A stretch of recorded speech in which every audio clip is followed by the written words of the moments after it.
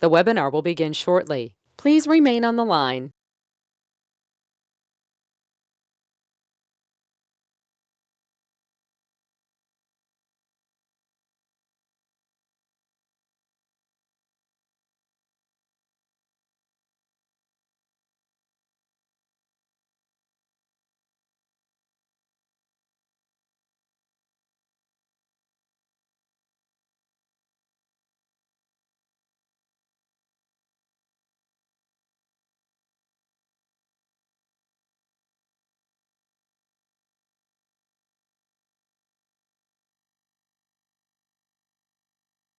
The webinar will begin shortly. Please remain on the line.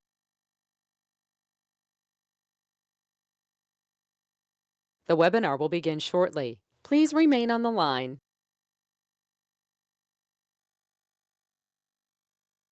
The webinar will begin shortly. Please remain on the line.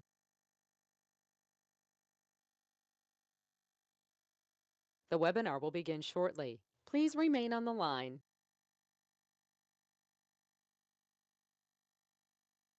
The webinar will begin shortly. Please remain on the line.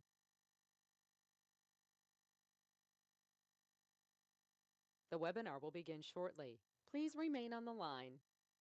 The webinar will begin shortly. Please remain on the line. The webinar will begin shortly. Please remain on the line. The webinar will begin shortly. Please remain on the line. The webinar will begin shortly. Please remain on the line. The webinar will begin shortly. Please remain on the line. The webinar will begin shortly. Please remain on the line. The webinar will begin shortly. Please remain on the line. The webinar will begin shortly. Please remain on the line.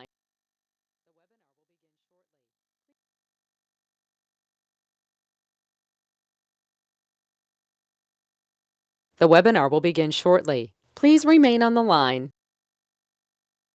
The webinar will begin shortly. Please remain on the line. The webinar will begin shortly. Please remain on the line.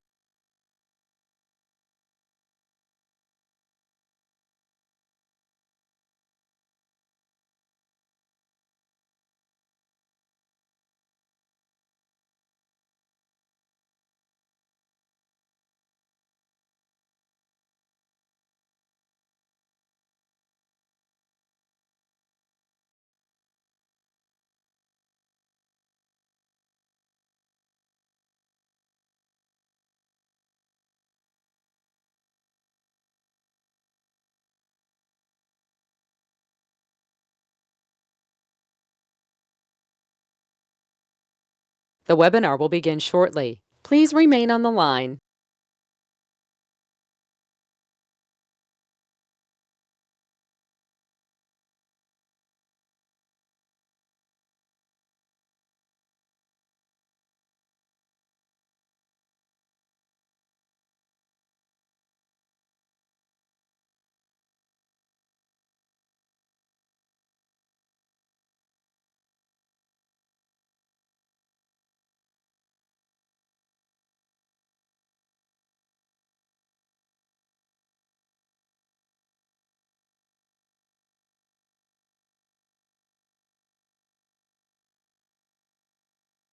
The webinar will begin shortly. Please remain on the line.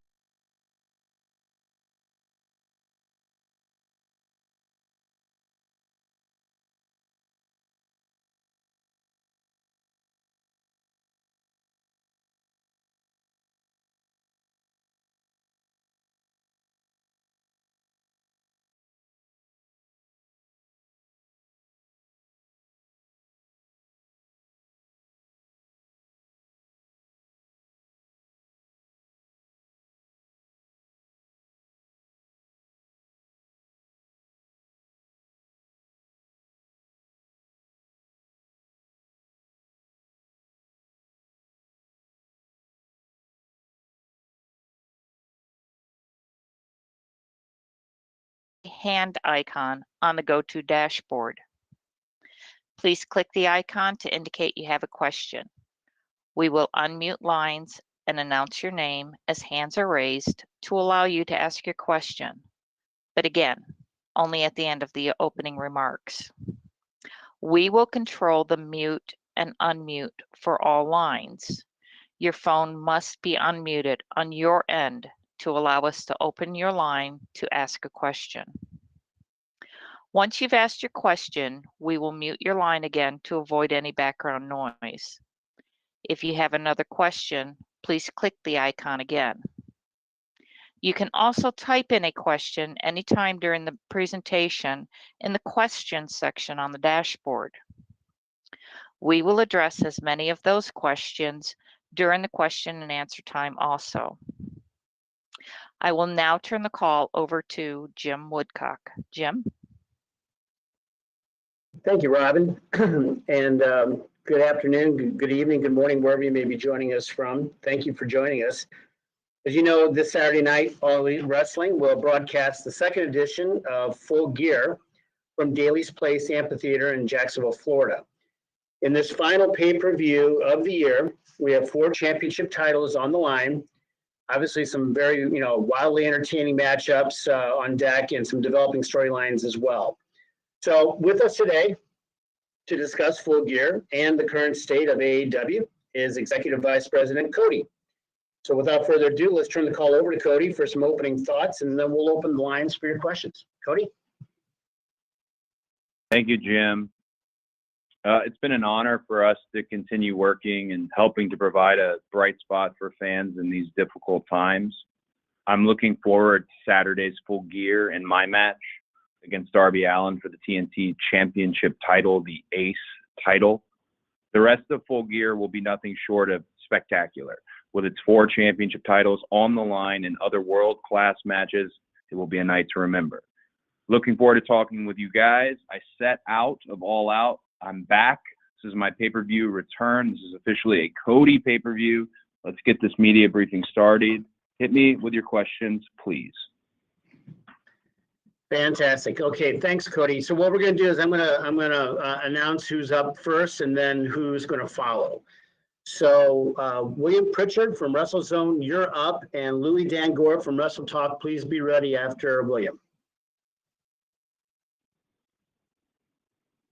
William, you're up. William, you need to unmute your line. Hey, Cody, how are you doing? Good, William. How are you?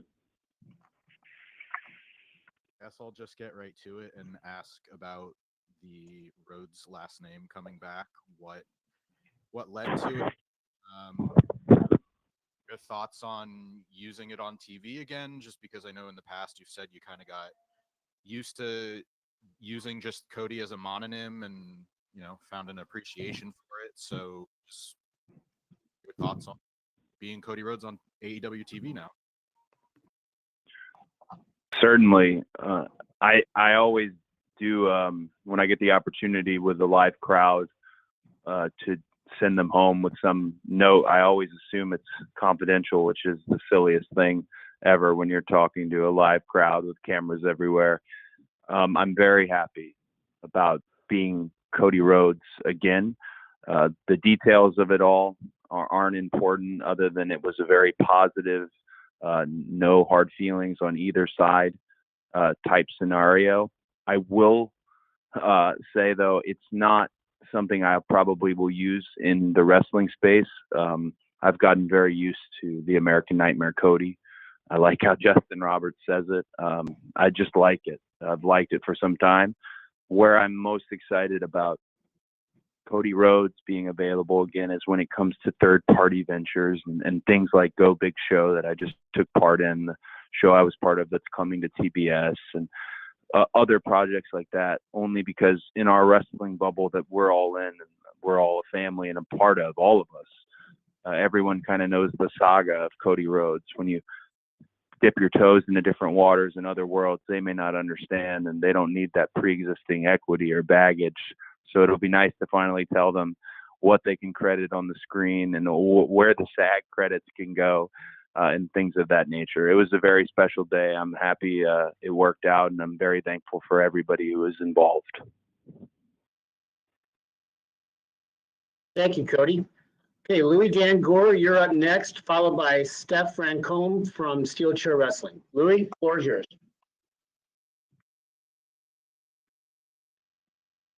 Louis, make sure you unmute yourself, please.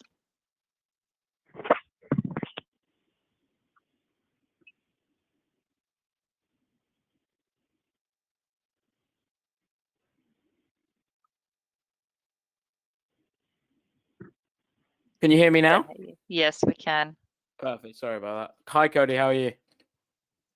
Doing very well.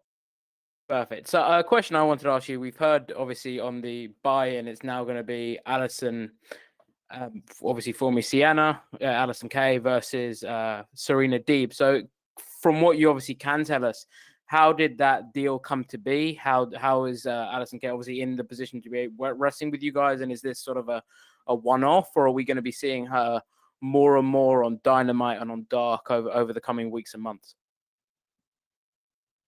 Sure. One thing that's really special about AEW is, and we say it, and it sounds like a shill, but it's not a shill. We're open for business. Our bridges are down and our doors are open. What came up with Allison and Serena, who I can't say enough nice things about either of them, but particularly Serena, what a strong presence he was on not last night's Dynamite, but the week prior. Just really talk about stepping up to the plate. And I've known Serena since I was 20 years old. She's a very, very special wrestler. But in terms of that match, having another women's match on the card, I think Tony Khan was the one who had the foresight to connect with Billy. He's always connecting with Billy when it comes to the NWA presence, which is a lingering thing, and it's a good lingering thing. They have a good relationship, and like I said, the doors are open and the bridges are down for different companies and people from different worlds to cross over, and that is what you're seeing with AEW Full Gear, having the NWA Women's Champion on the show and having someone like Allison, who has a great deal of buzz and who's captured the imagination of the audience, especially just recently, a great veteran, revered and respected in the wrestling world. I think it'll be a hell of a match.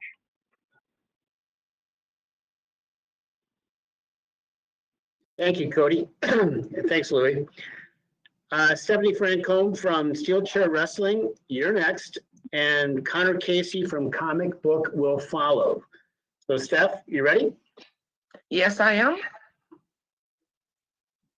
Hi, Cody. How are you? Good. Nice to hear your voice again. Oh, thank you. It's always a pleasure to hear your voice too. I wanted to talk to you about Eddie Kingston. When we did the last call, Tony Khan explained to us you had a list of wrestlers that you were interested in working with, people like Ricky Starks or Eddie Kingston were a part of. And I wanted to ask you, because in a matter of a very few months, Eddie Kingston has become one of the other things in AEW. He is the #1 contender for the AEW World Title. So, what are your thoughts about Eddie's being on AEW and the way he catapulted himself to the top? Thank you. One thing that comes from the education I've had since I was a little boy, I've been in wrestling. I've seen it, talked about it every day. I could utter my first words. That education is very valuable when it comes to talent recruitment. And I take talent recruitment very seriously, particularly if you're wrestling me. And if I put my name on you, I expect that project to be an incredibly successful project. Ricky Starks was somebody who was out there lingering, and the voices of wrestling casts were just telling me every 5 minutes about how wonderful he was. And I already knew he was particularly wonderful. I'd seen his vignette, his self-produced vignette he did for the NWA, very special.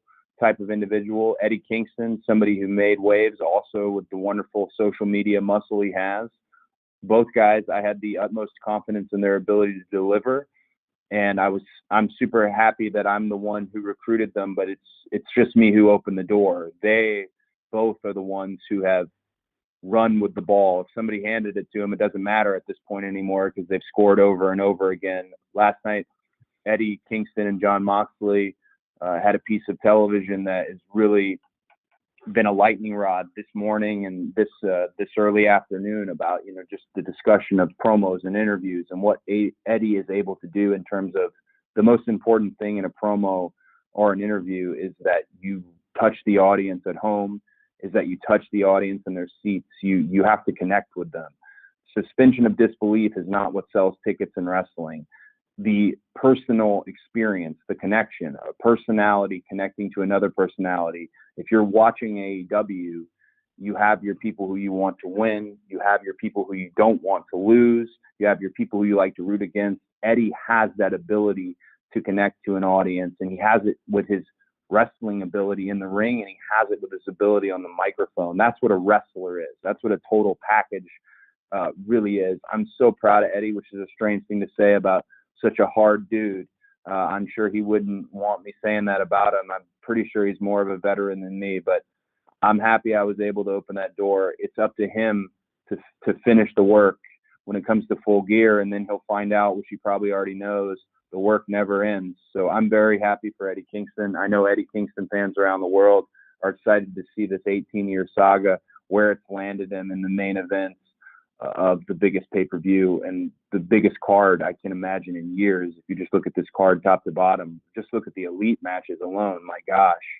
And Eddie to be at the top of the bill with Pretty Platinum with the World Championship. Gosh, it's got to be a big moment for him, and I'm confident he's going to execute. Thanks, Cody. Okay, next up, we've got Connor Casey from Comic Book, and then on the On Deck Circle, John Alba from Spectrum Sports. Connor, you're up. Hey, Cody. Thanks for taking the time today. Appreciate it. Hello. Wanted to ask you about when AEW first launched. You talked often in interviews about how it was going to be a sports-centric product. I'm curious, has that approach changed at all over this past year with more things like promos getting added in and the MJF Chris Jericho Dinner Debonair segment we saw a few weeks back? I look back at what I said, and sometimes I chuckle a bit because I hit things so hard before the first AEW show, because no matter what we were aiming for and no matter what we envisioned, you don't know until you know. You don't know until the lights are on and the red light is blinking and you're off and beaming across television sets to the world. When I speak of sports-centric wrestling, I speak of the wrestling that I grew up on, Jim Crockett Promotions, World Championship Wrestling, WCCW. I mean, everything that was available to me in the South, and just that library that still currently exists.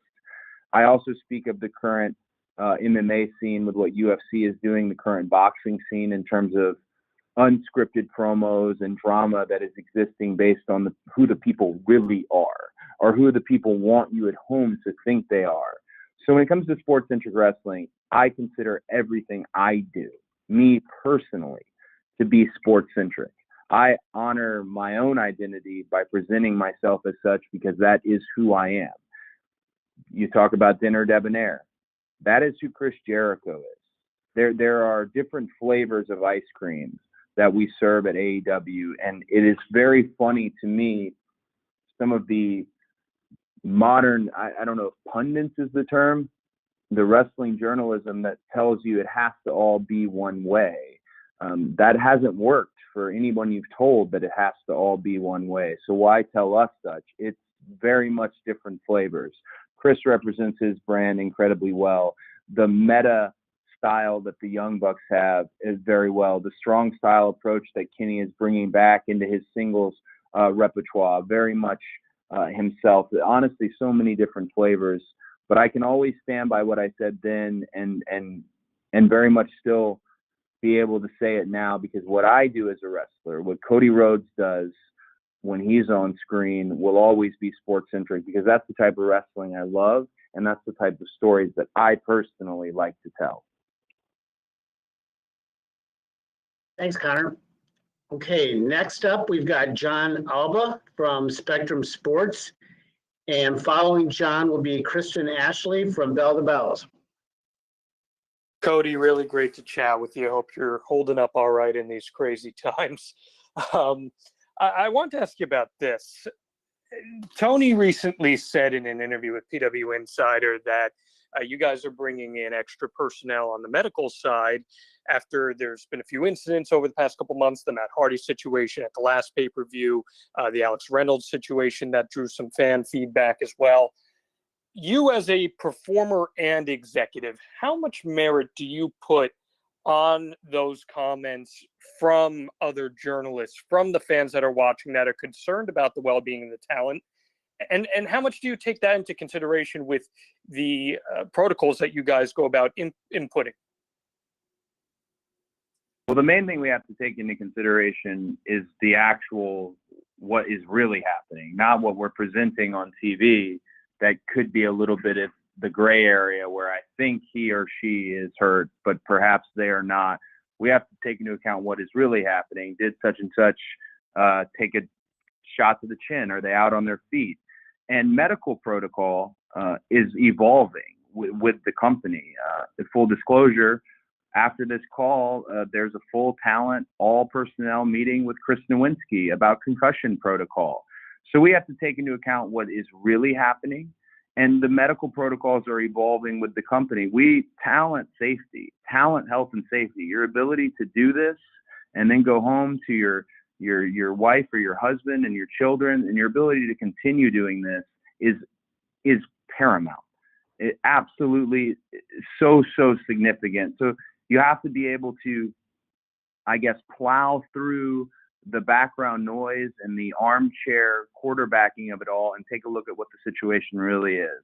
We have a wonderful team medical here that is led by Doc Sampson. We have Bryce there leading the charge with the training. Our training room protocols are lovely, and we're even doing on-site rehab. There's a lot of wonderful things we're doing, and we are evolving as a company. We are learning, and that's learning from the things we do right and the things we don't do right. But again, talent safety, it's paramount. It's paramount to me personally, just as a performer, but also paramount in this role as an executive. Wrestling is violent, and I think some fans have forgot just how violent it can be, but it should never be so violent that you're injured. I even said in an interview not too long ago, you'll always be hurt, but you should never be injured, talking about wrestling. And I want to make sure that our boys and girls are always healthy and always happy, and that their families trust us when they give us their bodies like they do. So short answer, concussion protocols, medical protocols are evolving daily with an effort of only bettering them. We do ourselves no service by running a sloppy shop or not having those protocols. We need those protocols, and we do have them. Thanks, Cody. Okay, Kristen Ashley from Bell to Bells, you're next, and then I'm going to go to a write-in question. Kristen, you're up. Hi, thank you. How are you, Cody? I'm good. How are you? Really good, thanks. So there has been some disappointment, a little disappointment from fans regarding the lack of storyline build for Shida versus Nyla. Can you comment at all on storyline decisions for this match? Of course. I personally am not disappointed, because my outlook on wrestling is there's a wrestling ring, and we have wrestlers, and we have rankings, and there will be matches. I do understand that for the last 20 years, fans have been conditioned to think that every match is going to start with an invisible camera and a piece of cake and catering, and someone takes that last piece of cake and now there's drama. Now there is a, quote, storyline. In our case, sports centric. We're right back to it. I meant it when I said it. I hope folks aren't disappointed when they get this actual wonderful match between two incredible female performers. Shida, there is no one better than Sheeta. And I'm talking about our women's division, our men's division. But I am aware that for 20 years, they've been conditioned to every match needs to have a War and Peace story connected to it. That will not be the case with AEW. We have wrestling matches because we're a wrestling show. It's in the title. And I hope if there was any disappointment in the build, there will be no disappointment in the execution. Thanks, Kristen and Cody. Okay, I've got a write-in question delivered to us from Kyle Masters from All Elite Podcast. Cody, we have seen you and Darby go at it before in an AEW in an AEW ring and put on a great match. Is there anything different this time around in preparation, maybe that you're doing a little bit different to get ready for Darby? I had a conversation with Jim Ross yesterday about Darby. Who is Darby going to be in the future for AEW? Where does he play, and how it's a tough draw for him to be in there with me when I'm still on the climb up on this roller coaster. This run I've gone on is genuinely unexpected, and I can't apologize for my own hard work. I'm very excited about it. It's what I've dreamed of my whole life. But this is a very different Darby. This is Darby who now has experience with Jon Moxley. This is a Darby who's not bewildered by the big lights of this anymore. Darby is one of the most dedicated wrestlers at AEW. He doesn't party. He doesn't politic. He consistently thinks of his own brand and how his brand can lean in to the AEW brand. He is a loner, but I don't think he realizes he's also a leader because of how he leads by example. When this match was brought up to me, it's already a vastly different match because I'm dealing with a different Darby and you're dealing with a different me.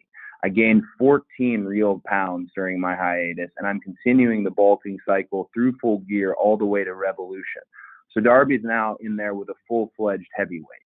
And Darby, the longer this goes, the more in his favor this match will be because he's got the lighter, the lighter body weight, the lighter body fat composition. But I think your hot dog is not going to get cold for this match. Darby has not been able to beat me on 3 occasions. I don't think this will be any different. I don't mean to undersell my own match. I'm not looking past Darby, but I think there were other challengers that could have stepped up. And if Darby is the one, if he's not going to bend the knee again, then I'll stand corrected on that. I'm very proud of Darby. I said on the air last night, I solely recruited him when no one else wanted him. So I'm glad to have him in this match. I'm not looking past him at all. Thanks, Cody. Okay, Jim Varsalone from the Miami Herald, you're next. Sorry to surprise you there. I forgot to call on you a little bit earlier. So Jim, you're next. And then following Jim will be Amy Nemedy from WrestleJoy. Jim? Thank you. Can you all hear me okay? We can. Oh, great. Thank you, Cody. Yeah, I'm glad you mentioned Darby. Just what an incredible story for him, and to see a young talent like that. And that leads me to AEW Dark, which I really enjoy. You get an opportunity for good talent, maybe not as well known like Alex Chamberlain, Red Velvet, Kylan King, D3, and others, to work with established talent. And I'm just curious, whose idea for AEW Dark, and what is the goal of AEW Dark?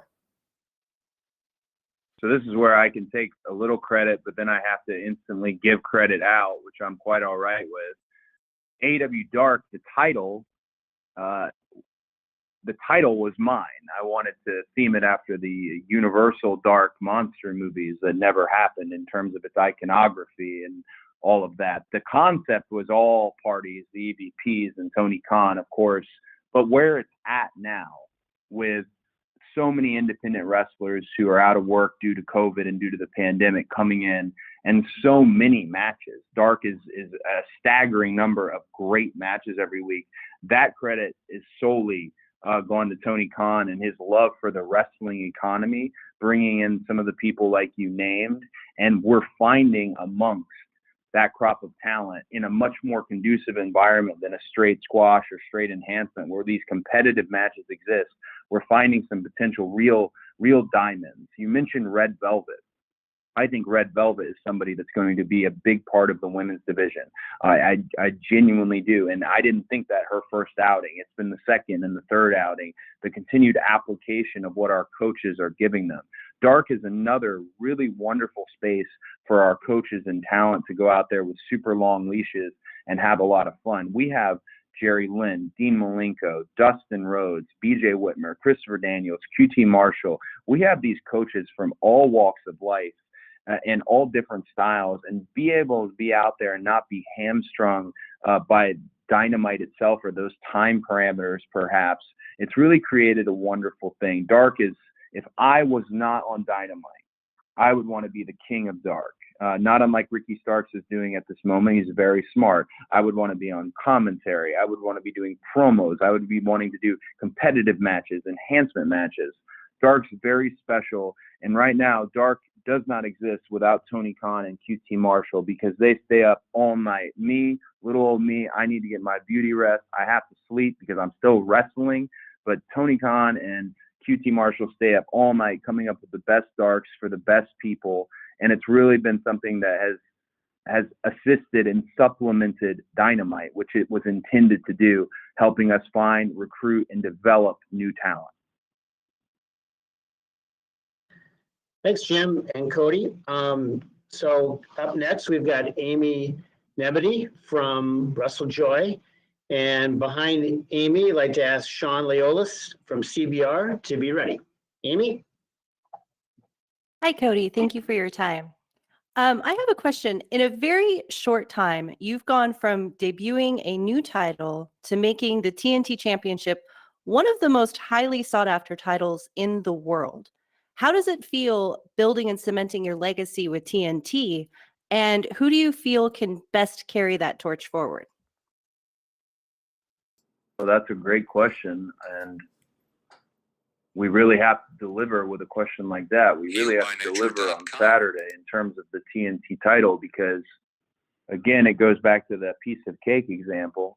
20 years, people have been preconditioned that other singles titles somehow are less than another title. We don't have any positioning of our titles other than what the fans dictate. Now, we can do our best to present you Jon Moxley as the world champion and the best wrestler in the world, PWI's #1, which I was genuinely super pissed about. I thought this year was my year. I don't want to get on a tangent, but I had this big plan to do a centerfold deal where it reveals and they do pyro. I was ready, and PWI keeps that list so close to the chest. But if you ever meet a wrestler who tells you they don't care about the PWI 500, you haven't met a successful wrestler. Believe me, we all care. I'm gunning for #1. I didn't get it this year. That random weird tangent aside, I love, my favorite moment of the night is when I walk from my office to the go position and I have the title on, because it is such a beautiful physical belt. It is such a beautiful physical belt, and nothing feels more like wrestling than having that around my waist. It just is, it's perfect. And I think there's a number of people, if I wasn't carrying the TNT title, a number of people who could carry that title, because it really is at this moment the belt. It is the belt. It is the Ace Championship, as Jim Ross has dubbed it. I could see someone, if it wasn't me, someone like Pac, someone like Darby Allin, of course, someone like Scorpio Sky, Hangman Adam Page, Jon Moxley himself. I mean, there's no singles division better than what AEW has, hands down, in terms of the bell to bell. That title, if it leaves my hands, and inevitably you win some matches, you lose some matches, it will leave my hands at some point. When it does, I'm sure the person that's carrying it will carry it with the same amount of equity it was born with. It is a title that really, really matters. And all you need to do is just vanity search it, and you'll see the discussion. When there's discussion, that's a success. And it is the most widely discussed belt in all of sports, and I'm so proud to be the one carrying it. Thanks, Amy. Okay, Sean Leolis from CBR, you're up next, and you will be followed by Stephanie Chase from Digital Spy. Sean? Hey, Cody, thanks for taking the time to talk to us. I've been watching wrestling for well over 30 years, and I've noticed one thing AEW is doing is bringing back a lot of what I love from the past, mainly with the managers, as well as the massive amount of factions you guys have in AEW.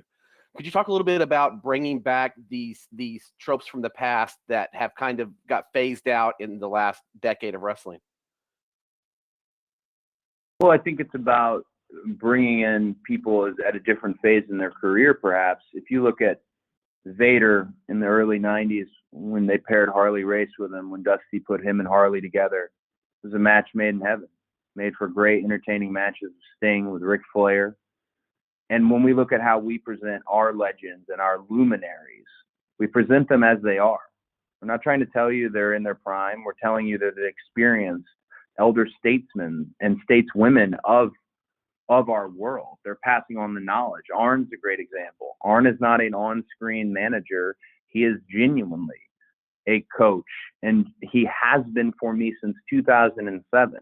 Nobody was harder and meaner to me when I first started and debuted as a television wrestler than Arn Anderson. And that was what I needed. Some people respond to positive reinforcement. Some respond to negative. I needed that. I'm stepping into such a role in terms of being the son of the American dream. My gosh, that's an impossible hill to climb. Arn knew that and knew what I would need to do it. And look at how long it has taken. That's why it's so important that he's with me. And that's why it's so real. There ain't nothing fake about Arn Anderson as the coach. You can make fun of that play card. Maybe that's a little silly, but if you look at the actual card, there's real moves on there. In terms of the factions, not to get too far away from your question, factions, stables, groups, I look at what I'm doing with the Nightmare Family more as a team. It's to spread the real estate out. It's more of a like-minded team of people who like to do the work, a little bit of the goody two-shoes types, all American good guy types. And I like to have a young upstart, someone like Lee Johnson, who now will have Arn Anderson at his side to get that knowledge. I like that for what you see on screen and behind the scenes. Then you have the inner circle, a very traditional stable in terms of just how powerful and how much talent sits in one group and how much utility sits in one group. Look at what Jake Hager just did, undefeated, in terms of showing up to TV with both his eyes swollen shut, but still undefeated as an MMA fighter. And I like a lot what New Japan has done with its factions. If you're in a locker room in New Japan, chances are you're in some sort of faction, but it's more of a team. It's more of a camaraderie and a brotherhood. And I think, to perhaps answer your question best, the reason why it feels so traditional and feels so old school and likens back to those older days of wrestling is because it's very real. It's very real. I'll never look at anyone and tell them wrestling is fake. Never. It's because I know just how real what I do is. And when you put real on TV, it translates. It becomes real good entertainment. And those factions are genuine brotherhoods and camaraderies and sisterhoods. And that's what makes the difference, really living and dying on each other's success. I'm very picky with who I put in my own group because I want them to represent themselves and me in the best possible way. But I'm glad to hear you're enjoying how we are presenting things at the moment. And one thing that's very special to me, having had a wrestler as a father, I didn't always like how he was treated when he was older and he was brought in as a novelty. It would actually make me sick sometimes. That's why when we bring in our legends, we bring them in as legends. We expect nothing of them other than to be legendary and to respect them as such. And Tony Khan, being a student of this game who literally can pull out any fact, any match, just an absolute lover of this industry, really is good at leading by example and showing how we should showcase these luminaries. Thanks, Sean. Thanks, Cody. Up next, I've got Stephanie Chase. Then I'm going to have a write-in question for you, Cody. And then after my write-in, Mike Johnson from Pro Wrestler Insider. So Mike, you're probably 5 minutes away or so. I just wanted you to be ready. So Stephanie? Hi, Cody. Hello. Hey, great to get to talk to you. I'm from the UK, and we clearly love AEW here from the stats that you shared a few weeks ago about Dynamite's success. So given this success, have you had any talks with ITV about further increasing your presence over here? And I know you had a UK show planned for this year. And last night, it seemed Jericho was really bigging up the UK in commentary. So even though things are so uncertain, have you made any plans for either coming here in 2021 or looking at ways to increase AEW's overall presence here next year? Well, the goal of AEW from an executive standpoint, from where I sit, is always to expand. That's to capture international audience, casual fans, lapsed fans, and just recently, the data she's referring to, wonderful person here, and I'll shout him out. Chris Harrington put together an intense spreadsheet, and he color coded it for the ones of us who didn't go to college, i.e., me. An intense spreadsheet on how well we were doing and how pointed the data was in terms of families and homes, in terms of 18 to 49, the actual youth of the United Kingdom, and how plugged in they were. That type of success hopefully will beget more success and more penetration / presence when it comes to our great TV partner that is ITV. So those discussions, to be frank, have happened. And the discussion of us doing a show in the UK, that's a no-brainer. I know I'm not supposed to break any news, and ultimately Tony Khan is steering this ship, but I can tell you flat out, we will, when the gates open, when the world is open again, we will absolutely be in the UK. And I don't think for just one show. There's too many markets, and you haven't wrestled. You're not a wrestler, in my opinion, until you've wrestled in front of a UK crowd. There's nothing like it. They go a different way, and they go a very special way. So I'm really proud of that data. I'm proud to be partners with ITV. It was wonderful to see Pac back on the show last night, to have Anthony Go in terms of his commentary, learning from Taz and Excalibur at the desk. So our UK presence, hopefully we'll have a great 2021. We're definitely geared and heading that way, and I can't wait to see what else we do on ITV. Thanks, Stephanie. Okay, I've got a write-in question here, Cody, from you, from Andrea Hangst from Sportskeeda.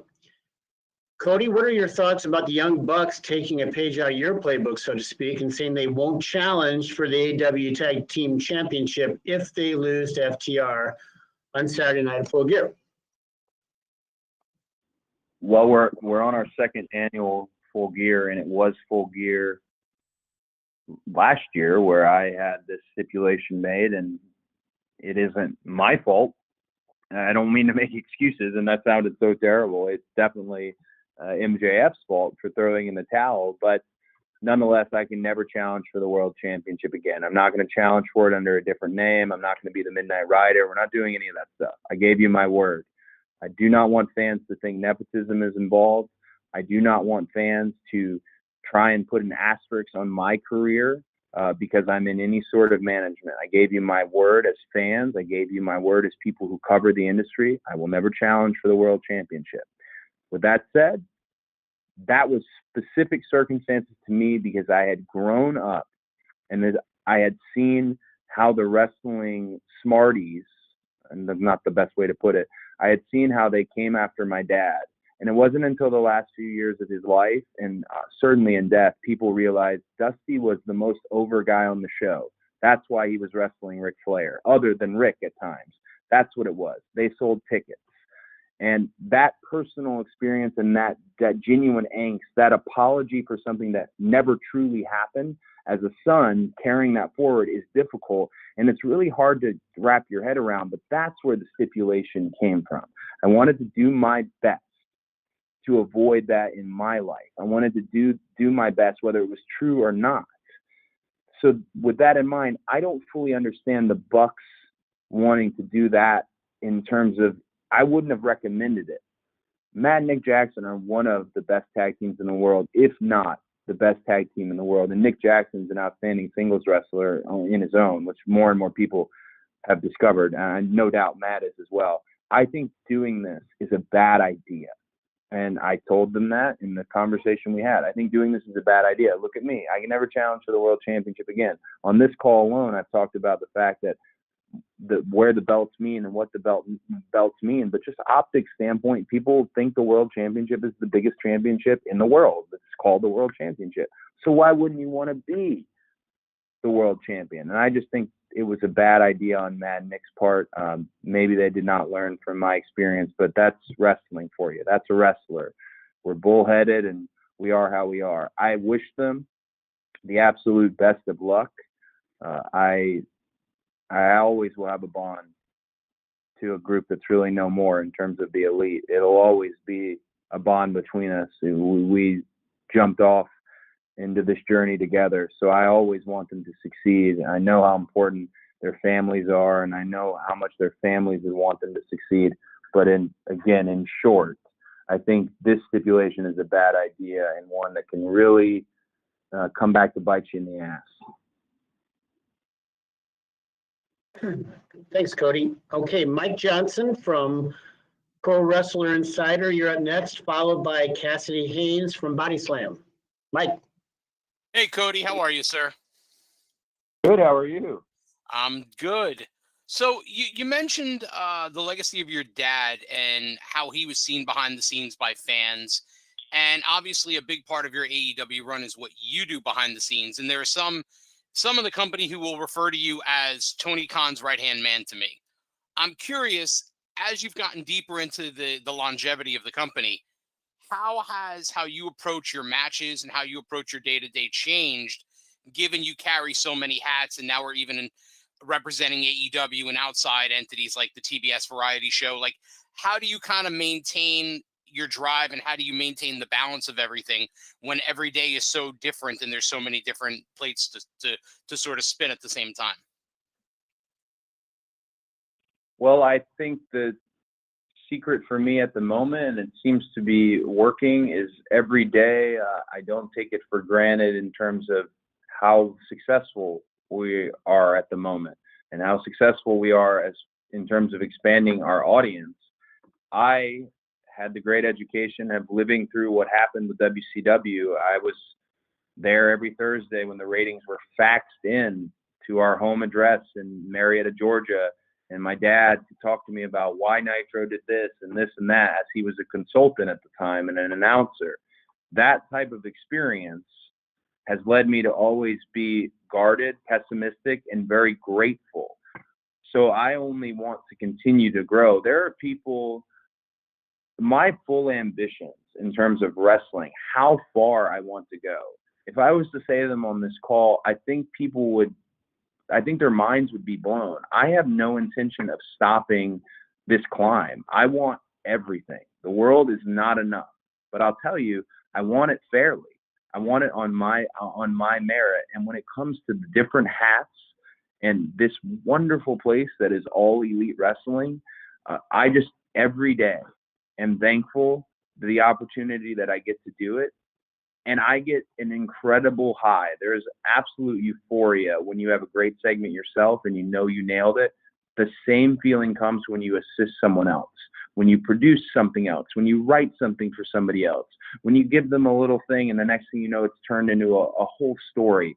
That experience, I know that I like this job because I like that. I like that when I get to my office, even though Tony is the end all be all in terms of making decisions, I like when I get to my office at 1 o'clock on Wednesday, the door starts knocking then and it doesn't stop knocking until about showtime. I love that. I want every one of these people that we recruited and hired, these boys and girls, I want them to get something from this, and I want to be a good leader, and I want to lead by example.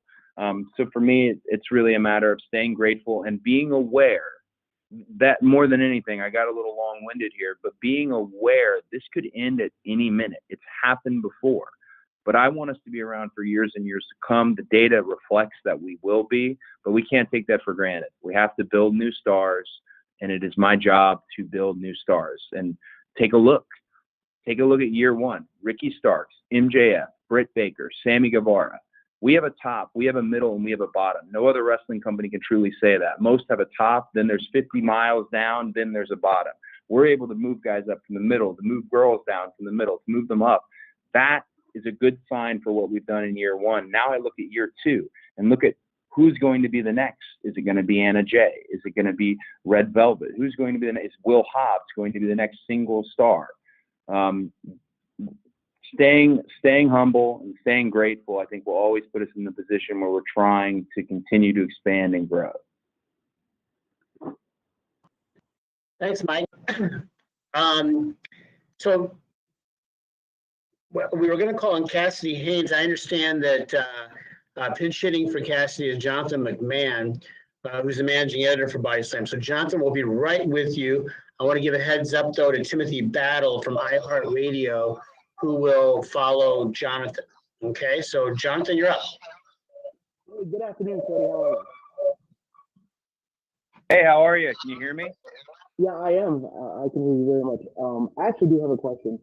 I know that you guys have had discussions with TNT and Warner about having a second show brought onto their networks.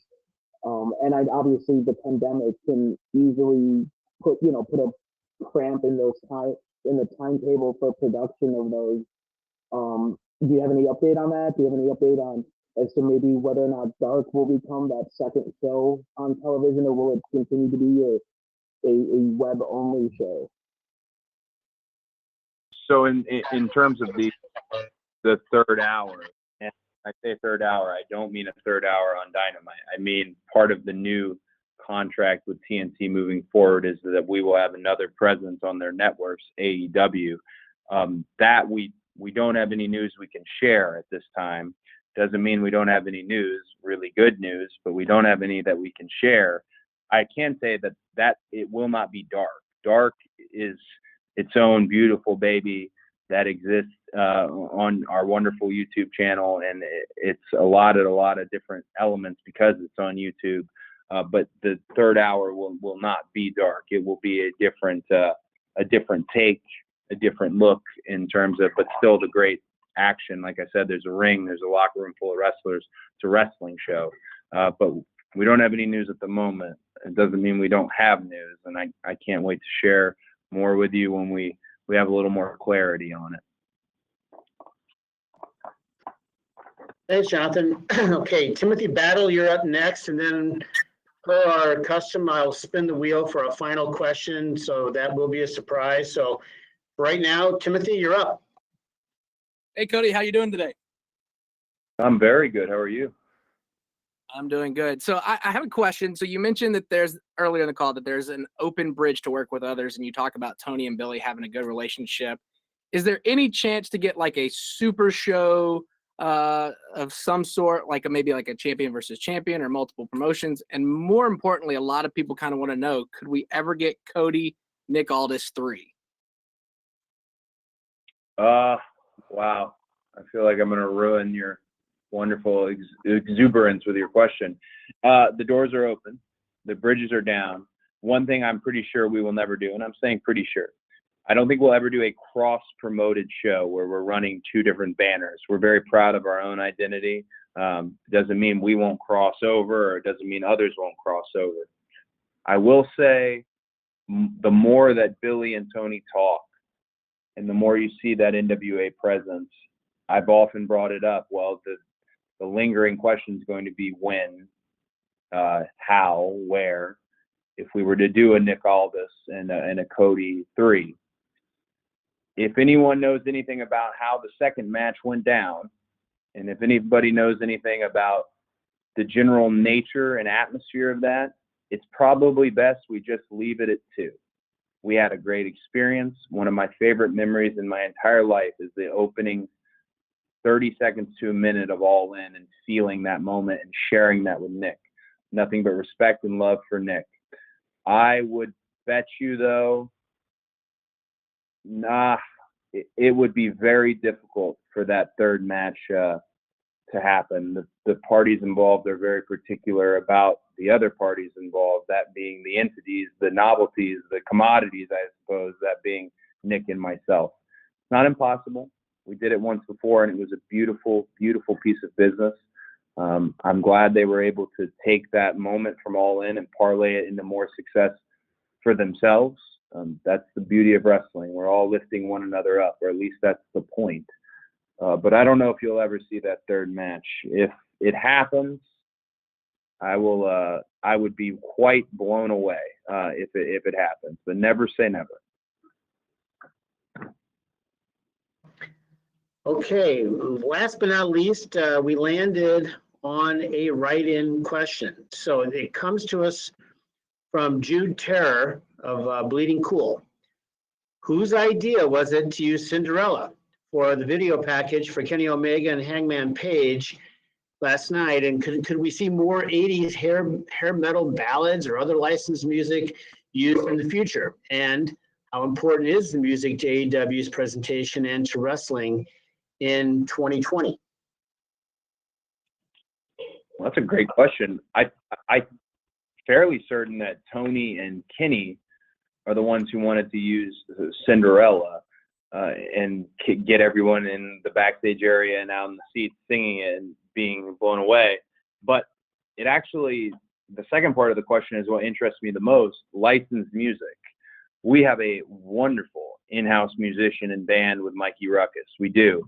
And Mikey, not unlike AEW, is open, bridges are down, doors are open to that crossover with some licensed music. Some of the best VTR vignette packages and great songs were licensed songs. You absolutely will see more of that in AEW. And it is not my money to spend, but when it's spent on music that connects with people, just like a promo can connect with people, it's typically money well spent. I think you will see more licensed music. It becomes an interesting bit of legality, which I'm learning how that all works. Again, I jokingly always say I didn't go to college. I'm getting a great experience and education from those who did. But yes, you'll definitely see more licensed music in the future for us because it's a beautiful thing. It connects with people. And there's even some perhaps on the way now in terms of the marketing of Dynamite in year 2. All right. Well, Cody, any parting thoughts before we wrap up? I was really excited to do this call. I know that Tony did it the last time in terms of heading into All Out. I had set out of All Out, and that was really tough to do. So hard questions or easy questions or long-winded answers or short answers, it's always a huge privilege to do this call and to talk with everybody. I look forward to hearing some of your voices who I've now come to recognize when we do these. I can't wait until Revolution, and hopefully I get the opportunity to do it again as AEW continues on its quest to expand and move forward. Thank you all very, very much. Please watch Full Gear. Tell your friends to watch Full Gear. Tell us what you thought of Full Gear. We always consistently are listening. Thanks, Cody. And everybody on the line, on behalf of Tony Khan and everybody at All Elite Wrestling, very profound thanks. It's not underestimated or overlooked how important you are to the industry and to AEW. So thank you again. We'll be distributing, as we always do, an audio copy of the teleconference here in fairly short order. So be looking for that.